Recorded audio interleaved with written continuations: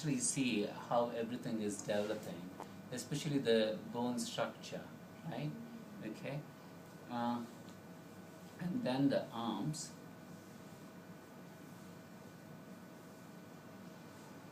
and the leg. I expect the babies love that, don't they? Yeah, They they love absolutely it, love it. yeah. And the feet, particularly. Yeah, yeah, the feet, they love it. And usually it will be like that. There'll be things like that. Yeah, and you can work on the reflexology points, really, on the feet, spend some time. They absolutely love the feet, particularly babies. I mean, all of us love if the feet is massaged, right? Only get depression. I'm going to do this, generate a lot of heat.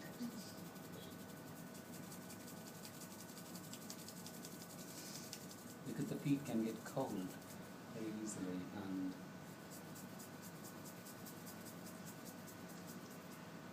then the tummy, very gentle, yeah, around the umbilicus.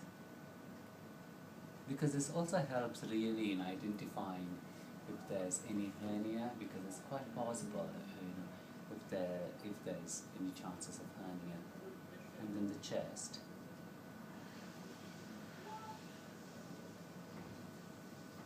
Right, and when it comes to the back, you sit the baby like this, yeah? Sorry. Yeah? It's so cute. It's just And then It's Kai. Kai. He's Ty. He's got a slight valgus of the knee bone. And then you massage the head. The only thing is, you don't want to press too much at the anterior fontanelle because this won't be merged. So it's also actually good to kind of feel, because then as you keep doing this massage for about a year, you know how the bones are growing and how it's, in fact it's quite interesting that if you get in touch with your baby by massaging, you actually get a sense of the head circumference, how it keeps increasing, because the head circumference reaches its maximum in the first 2 years, which is a very good indication of the brain development as well. So you'll be able to identify if there's any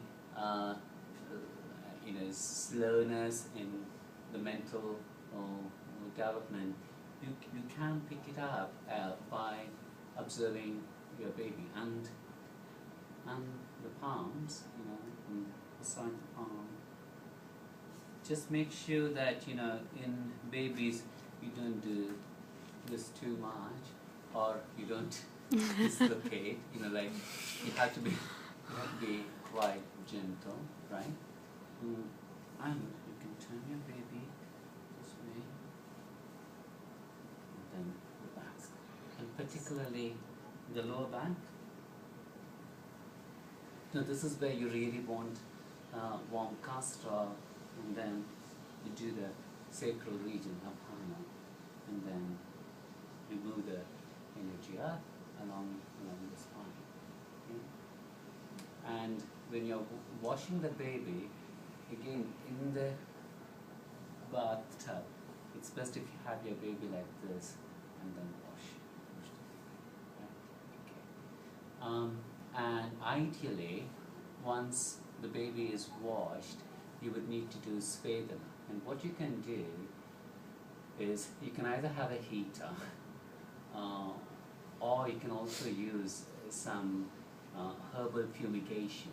Which I used to do is just to have a little earthen burner and to have some gugulu and jatamansi and even garlic husk, and then just to burn it. And what I would do is that I would have a tiny heater or just this fumigation and have a basket on top of it, and you would take the baby and you would basically move the baby on the basket, so the entire body is exposed to the fumes of the herbs. This is so very vata pacifying. Yeah, it's extremely vata pacifying, and you can